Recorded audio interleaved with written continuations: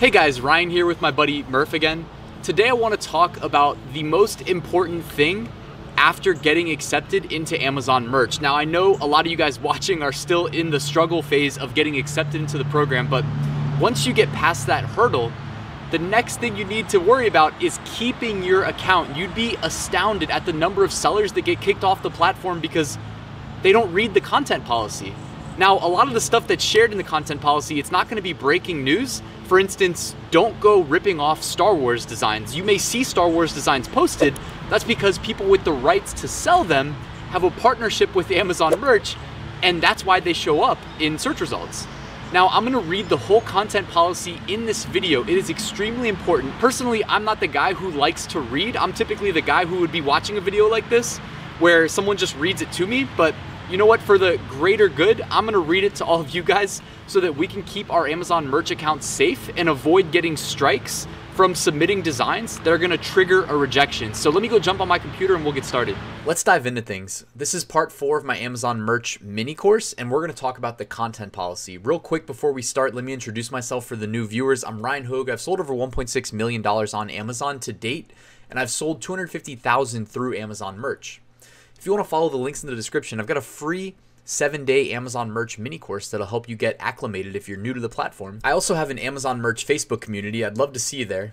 And I wanted to let you know that I publish monthly passive income reports. If you subscribe to my channel or join my email list, you can follow my journey as an Amazon merch seller, as well as an FBA seller, KDP seller, etc. Last but not least, I've got a full Amazon merch course, almost 60 lectures covering the whole spectrum. Things like niche research, trends, evergreens, how to design, how to upload. It's really good stuff. Strategy based on what tier you're in. If you want to check that out, there's a link in the description. It's been extremely popular lately since they let a new wave of sellers in. All right, so today I want to cover the content policy. This is not the most exciting stuff, but it is incredibly important. Seriously, there's 2 ways to learn the content policy, guys. There's through this video. This is called the proactive way, or I'm calling it the proactive way. And then there's the other way, and that's the hard way, and that's how a lot of people choose to learn. The thing is, you don't have a massive margin for error with your Amazon merch account. If you violate the content policy enough times, they will just remove you from the platform, and that's that. So if you want to know how you can find the content policy, log into Amazon merch, click resources. It'll be up in the top right corner of your dashboard. And then when you're on the resources page, click content policies. Now I'm going to do a live demo where we'll take a look at the content policy. All right, let's dive into the content policy. So the first thing that they say is all designs submitted through the Merch by Amazon program must adhere to our content policy guidelines. To help you get started with these policies, please watch the following video. So that video is 2 minutes long, and it is quite boring and quite slow. The only thing you really need to take away is on this frame right here that I paused it on. You get the thumbs up for original ideas and designs. You get the thumbs down for infringing on someone's intellectual property that's not yours, and abusive designs. Now, if we go and read the first sentence here, it's already kind of like waiving their liability. It says, this list is not exhaustive and the guidelines may change over time. There may be additional guidelines that are not shown here. Guidelines should be considered global unless called out otherwise. Your design may be rejected for any of the following reasons. Now, they're saying that it could be for any of the following reasons, what we're going to read through, but just so you know, you may get rejections and they won't cite anything on this page. You're supposed to just be able to figure it out. But also, like, they can reject you for something that's not on this page. So I'm just letting you know. I mean, I've been in Amazon merch for over 3 years now. Like, this resource didn't even used to exist. So it used to just be sellers trying to help each other out, figure out what was allowed, what wasn't allowed. At least this is a step in the right direction. But I just want you to know, like it says, the list is not exhaustive. So this is not a perfect science, is what they're saying. All right, legal, copyright. We do not allow designs that incorporate copyrights which you don't have the rights to use or copied from someone else. It's your responsibility to ensure that your content doesn't violate copyright laws. Ask yourself, did I design this or did I copy someone else's work to create this? Designs with the same idea and concept are allowed. The artwork itself, however, cannot be copied without the owner's permission. A big problem, probably the biggest problem with print on demand, is that people do steal each other's work, and you know, it's just a part of doing business, unfortunately. I'm not condoning it. I'm just saying that, like, if you have a really good selling design in a high value niche, someone may copy your stuff. I've seen it done to my stuff, you know, it just is what it is. Trademark. We do not permit designs that incorporate trademarks which you don't have the rights to use. It's your responsibility to ensure that your content doesn't violate trademarks or other rights. You can use resources linked below to check for trademarks. So in the next video, I will show you guys how to check trademarks so that you have a better idea of how to stay safe. But right now, it extends beyond trademarks, what we're covering right here. So that's why I don't want to mix the two up too much. But trademarks are the most common reason you'll get rejected, trademark violations. And again, it's not a perfect science, but we'll talk more about that in the next video in the mini-series. All right, 1.3, international law. We prohibit designs that violate the laws of the countries where your product's being sold. If you sell your design outside the United States, make sure that you're following the specific laws for those countries you choose to sell in. Check with an attorney to discuss your legal rights regarding your design. I'm sure we all have attorneys ready to talk to about designs that may never even sell, right? Objectionable content. 2.1, right at the top. Pornographic content, designs with pornography or offensive depictions of graphic sexual acts are not allowed. And now that I just said that word, I'm assuming this video will probably just get demonetized on YouTube or something. Hopefully not, but we'll see. 2.2, child exploitation. All right, now I'm screwed. We do not permit designs that depict minors in a sexually suggestive manner. All right, so right off the top, guys, those two do not even come close to... It's not worth it. Just remember, any funny joke that, even if it's not a photo, if it's like words that fall into the pornographic child, anything like that, just stay away. It's not worth it. Your account is worth so much more than one design, so please don't. 2.3, profanity is not allowed on youth sizes, but is allowed on designs in adult sizes. So remember, when you're uploading, the youth checkbox is not checked by default. If you check that, you're going to be subject to a stricter content policy. Remember that profanity associated with hatred or violence against race, ethnic origin, gender, gender identity, sexual orientation, religion, or disability is prohibited on all sizes. Kind of open-ended there, especially in the world we live in 2020 where people get offended quite easily, but it's up to you when you make these designs if you want to roll the dice or not. 2.4, promotion of hate or intolerance. We do not allow designs that explicitly promote, glorify, or incite hatred, intolerance, or exploitation of a group or individual based upon any of the following traits: race, ethnic origin, gender, gender identity, sexual orientation, religion, or disability. So again, those subjects, just make sure that they are all, if you touch them, make sure it's a straight up positive message. Human tragedy. Designs that depict a human tragedy, are directly connected with a tragedy, or treat human life satirically are prohibited. 2.6, promotion of violence. We do not allow designs that promote violence, glorify violence, or attempt to incite violence through cruelty, death, or torture against an individual or a group of individuals. Content depicting or encouraging mass murder and suicide are not acceptable. See also human tragedy policy. So for instance, you can make like a Blue Lives Matter shirt, or don't quote me there because I didn't check if it was trademarked, but you can make a I support police shirt. You can't sell a I hate police shirt or defund police, right? You wouldn't make those shirts, but you'd make the I stand with the men in blue, whatever you want to say. Keep the messages positive, all right? 2.7, Nazism promotion. Designs that promote Nazism are strictly prohibited in all countries. Examples include images featuring Adolf Hitler, swastika, or Nazi-related symbols. Now I'm definitely, if this video wasn't demonetized, it is officially demonetized now. But you know what? I'll be okay. Those of you guys that watch my income reports, I think I can survive one day without a video giving me some ad revenue. Note that designs referencing unconstitutional organizations listed under the German Federal Office for the Prosecution. Okay. So in Germany, it's like especially you cannot talk about Nazis. Especially. Like if you upload a Nazi shirt to Amazon.de through Amazon merch, you might just get an instant ban. I would not be the one to test that theory. 2.8, mental illness. This is specific to the UK. We do not allow UK designs that make light of mental illness and disabilities. This includes play on words, light jokes, and puns related to mental illness. So that's pretty strict, all right? The only exception to this policy is designs that promote awareness for a specific illness, which, by the way, I wouldn't touch. If it's that uptight in the UK, I would not even touch it at all. Because again, this is algorithms. There are algorithms determining what's okay and what's not. Like, we're reading something that a human wrote right now, but it is being trusted to algorithms to determine how to enforce.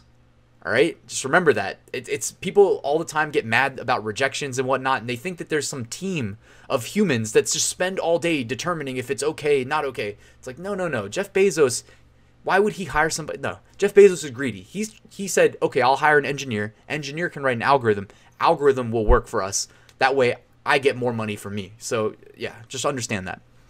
2.9, this is really important. Youth content policy, youth size policy. We will protect our customers from questionable content on youth sizes. Designs in youth sizes cannot be associated with the following content. 1. Sexually suggestive. This includes sexual innuendos, scantily clad models, and sex jokes. 2. Promotion of violence. Content that implies inflicting physical harm to others, promoting the use of armed weapons, and depictions of blood and gore. 3. Vulgarity or profanity. 4. Drug or alcohol use. One note to make, just touching on these guys. You may be able to find Amazon merch products that violate these rules, but just so you know, Amazon merch has been open for some time now. I think maybe as early as like late 2015, early 2016. And when it initially opened, you didn't have upload restrictions and you didn't really have a content policy. Like, there wasn't really a filter. Now, I was not on the platform that early. If I was, I'd be rich. I'd be mega wealthy, because if the people that were on early that realized what an opportunity this was, I'm assuming that they're all like super rich. But please just remember that some of those old t-shirts, they may still be lingering on the platform. I'm not saying they are. I'm just saying that every now and then you see shirts that get live, that are sold through Amazon merch, that are in direct violation of the content policy. And you may be wondering, like, is it okay then? No. Always revert back to this. And understand that you may be able to see things that contradict this that are live on the platform. All right, 3, designs and descriptions. Blank images, fully transparent artwork is prohibited. You need to have some design. 3.2, content mismatch and spelling. Spelling should match in the title, description, and imagery used. For example, your title states, I really love cats, okay? And the image text states, I really love cats, okay? Where really is misspelled in the design. Product descriptions should also match the product's design and content. For example, if your design displays a cat with lasers, but the description describes the product as a dog playing poker, the content does not match. All right, so make sure your text descriptions line up with the design. This helps customers find products that they're actually looking for on Amazon's catalog. Plus, if customers aren't clicking your stuff in search results, guess what Amazon does? They bury it on page 2, page 3, page 4. They say the best place to hide a dead body is on page 2 of search results because nobody goes there. 3.3, inaccurate product metadata. Metadata that does not relate to the image or is used to manipulate search results are prohibited. Some examples include inaccurately describing your product as glow in the dark. Metadata that implies the product contains a textured material are also prohibited, including wood, metal, marble, sequin, glitter, leather, rubber, fuzzy, or furry, glass, diamond, and gem. So careful with including those words in your listing. Metadata, in addition, metadata that implies a special printing effect is used are prohibited. Examples include neon metallic foil, rose gold, gold, sparkling, glows in black light, and glow in the dark. So don't include those. People got, because sellers were doing that for a while until this policy change. Solicitations for customer reviews. Metadata that solicits reviews for your image, product, or testimonial quotes are not allowed. You've probably heard, even if you are brand new to Amazon merch, you've probably heard that Amazon is pretty strict about gaming the system with fake reviews. They don't want that. External contact information. Don't include any. No phone numbers, email addresses, social media sites, QR codes, website URLs, none of that. Image and design quality. Low quality images and designs are prohibited, including images that are blurry or contain low resolution and designs with blurred lines, unclean backgrounds, or watermarks. So that's essentially like, hey, if you steal low quality designs, don't bother uploading them to Amazon merch. However, I'm just saying you may get away with it if you do, because lots of people who steal designs upload really crappy, lower quality versions of them, and they seem to get away with it. So I'm not telling you to do that. I'm just letting you know you may see it if you go looking through merch products. 3.7, PopSocket brand name usage. Designs that use the PopSocket's brand name or any variation of the brand name in the title, brand name, key product features, or product description. That user. I don't know. That sentence doesn't make sense to me, but okay. Please remember that Merch by Amazon automatically adds the correctly formatted PopSocket's name to each PopSocket product title. To ensure accuracy and consistency, will prohibit any references to the PopSocket's brand or its variations in the content you submit for your title, brand, bullet points, and description. So don't include the word PopSockets. Okay, try to remember that. Because if you do, you may just get an instant rejection. That's so pointless. All right, almost done. 4, charities, nonprofits, and campaigns. 4.1, benefit and charity donations. We do not allow descriptions that give the impression that Amazon donates sale proceeds to charity or that your sale proceeds will be donated, so don't say anything about that. Political campaign donations. We prohibit descriptions that give the impression, so same thing about politics. Don't imply that you're donating any of the proceeds. 5, shipping and fulfillment. Quality shipping and fulfillment. Designs or items that make promises about the quality of the product, speed of shipping or fulfillment, and the manufacturing country of origin are not allowed. For example, using terms such as high quality, satisfaction guaranteed, ships in 2 days, prime shipping available, or printed in the USA.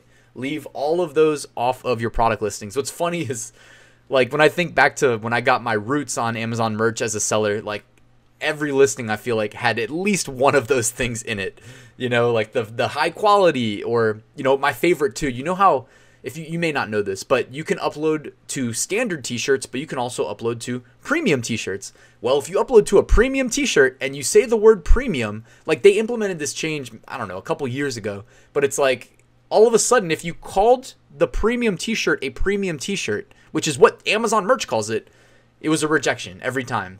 So, you know, it's just weird things like that happen, guys. Just be careful. I don't know what else to say. There's definitely a learning curve, but thank you for watching this video till the end, and hopefully you'll be better off for it, guys. So, again, next video in this series, we're going to cover how to look up trademarks, because it only was one sentence on this page, but by far the most common rejection reason has to do with violating trademark. So anyways, guys, thank you for watching. Hit the like button if you haven't already. And if you're not subscribed, hit the big red button and then click the bell if you want to be alerted the next time I drop a video. We're dropping videos on how to scale out your e-commerce businesses, how to sell print on demand, how to sell FBA, how to sell KDP, a lot of intersections at Amazon, but of course that makes sense. That's where the customers are. But anyways, guys, I'll see you at the next video. Passive Income School is open. Enroll now at RyanSmethod.com. Thank you.